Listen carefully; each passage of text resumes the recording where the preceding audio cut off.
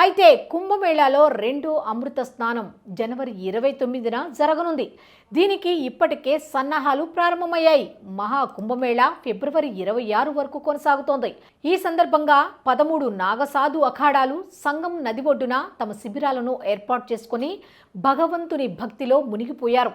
ఈ నాగసాధువులే అమృత స్నానం రోజున ముందుగా స్నానం చేస్తారు. ముందుగా సాధువుల స్నానం తరువాత హిందూ మతంలో మహా కుంభమేళాకు భిన్నమైన ప్రాముఖ్యత ఉంది. కారణం ఏమిటంటే ఇది 12 సంవత్సరాల తర్వాత వస్తుంది. అంతేకాకుండా దేశంలో ఉజ్జయిని, హరిద్వార్, నాసిక్, ప్రయాగ్రాజులతో సహా 4 ప్రదేశాలలో మాత్రమే మహా కుంభమేళా జరుగుతుంది. నాగ సాధువుల మొదటి స్థానం మతం, ఆధ్యాత్మిక శక్తికి కేంద్రంగా పరిగణించబడుతుంది.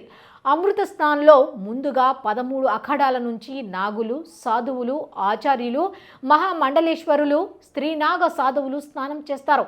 ఆ తరువాత భక్తుల వంతు వస్తుంది. కుంభమేళా సాంప్రదాయం ప్రకారం అమృత స్నానం ప్రత్యేక తేదీలలో మాత్రమే జరుగుతుంది. ముఖ్యంగా సాధువులు, సన్యాసులు ఇలా ఎందుకు వస్తారో తెలుసుకుందాం. ఈ నేపథ్యంలో దేశం నలుమూలల నుంచి సాధువులు ఈ మహా కుంభమేళానికి చేరుకొని పవిత్ర నదిలో స్నానం చేస్తారు. మత విశ్వాసం ప్రకారం మహా కుంభమేళాలో అమృత రాజస్నానం చేయటం వల్ల మోక్షం లభించి శరీరం, మనస్సులో మలినాలు తొలగిపోతాయని భావిస్తారు. గ్రంథాల ప్రకారం మహా కుంభమేళాలో ఋషులు, సన్యాసులకు ఈ స్నానం చాలా ముఖ్యమైనదిగా పరిగణించబడుతుంది.